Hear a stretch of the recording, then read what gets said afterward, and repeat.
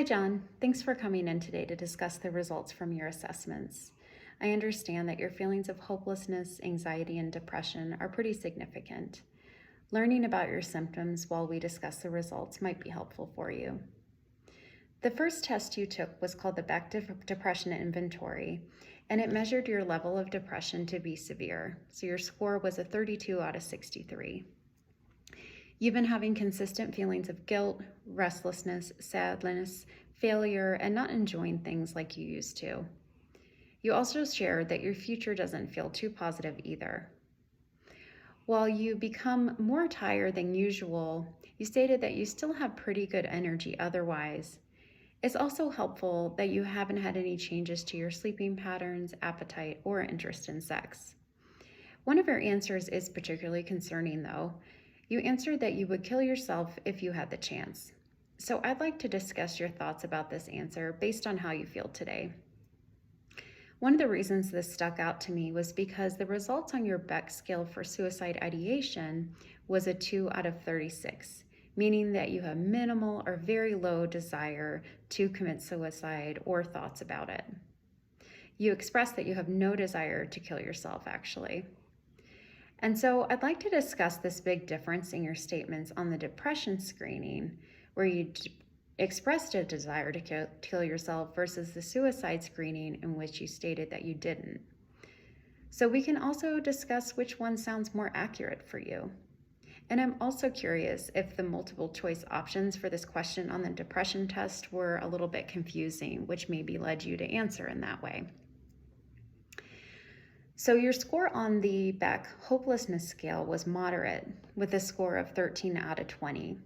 And some of the reasons for this were because you stated that it's hard for you to imagine your future and it feels dark and unpleasant.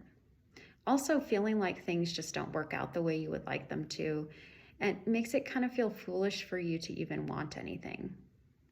On the other hand, you're able to imagine that things can't be bad forever, and you expect to be happier later. So your thoughts about your future sounded a little more positive on this test than they did on the depression test, where you stated that the future doesn't feel too positive. The final test you took was the Beck's Anxiety Inventory. So it measured your anxiety to be moderate with a score of 18 out of 63. Some of your symptoms, like restlessness and fear, are related to feelings of panic, while other symptoms of anxiety are related to feelings in your body. In fact, you have a really good body awareness, which will be really helpful when working to decrease anxiety. You're able to recognize a racing heart, difficulty breathing, feeling hot, dizzy, and shaky, and these are all symptoms and related to your anxiety. So it's normal to experience a range of emotions, and I understand that you're dealing with some pretty difficult feelings of hopelessness, depression, and anxiety.